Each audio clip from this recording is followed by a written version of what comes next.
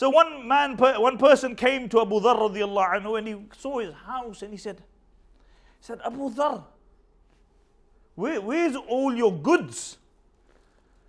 Where's all your furniture? It's very simple.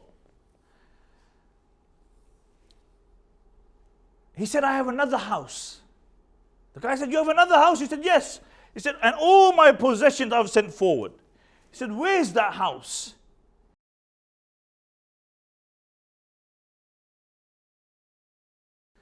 Now I honestly marvel at these narrations.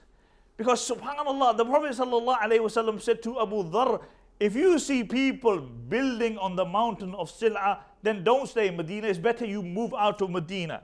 I imagine if the Messenger of Allah came back today and he went to the Haramain, Sharifain.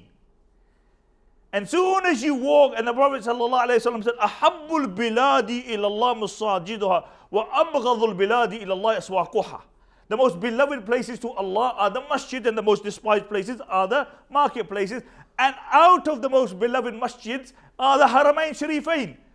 And soon as you walk out of the Haramain Sharifain, what do you see? MashaAllah, KFC, McDonald's, Rado, all the latest brands. And the longest queue are who? Yeah, the UK guys and the Westerners. Longest queues in KFC. And imagine, this is the most beloved place, and what do you see?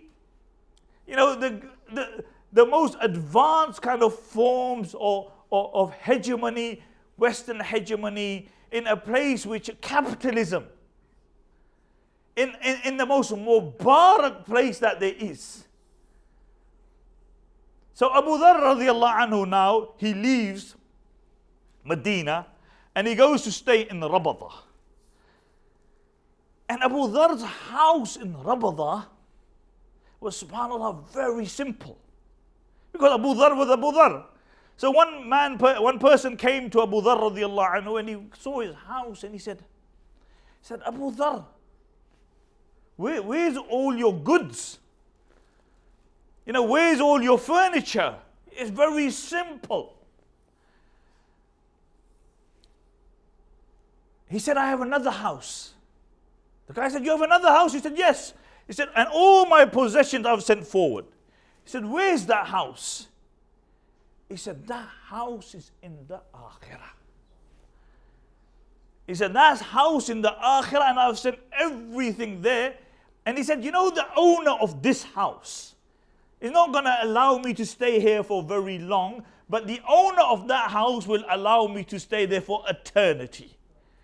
And wallah, it brought me back to the hadith of the Messenger of Allah sallallahu alayhi wa sallam, when Umar ibn Khattab, he came into the house of the Prophet sallallahu alayhi wa sallam, and he looked around, and there's hardly anything there. There's a few water skins, and there's a few other things, and the Messenger of Allah is lying down, and Umar looks around, and Umar tears up.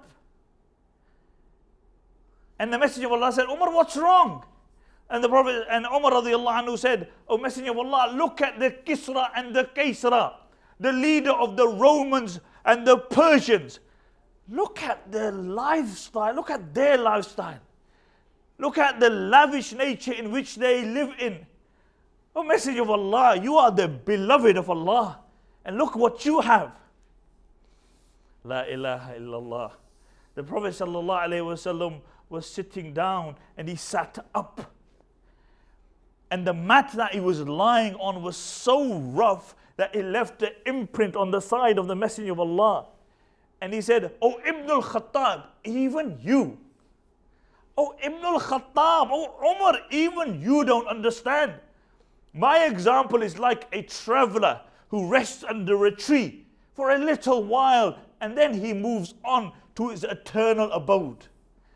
And when I read this narration of Abu Dharr, and I thought, subhanAllah, I said, gee, people that the Messenger of Allah created. The Sahaba were generally zuhad. They were generally people who lived a life of abstinence. But Abu Dharr was on a different level.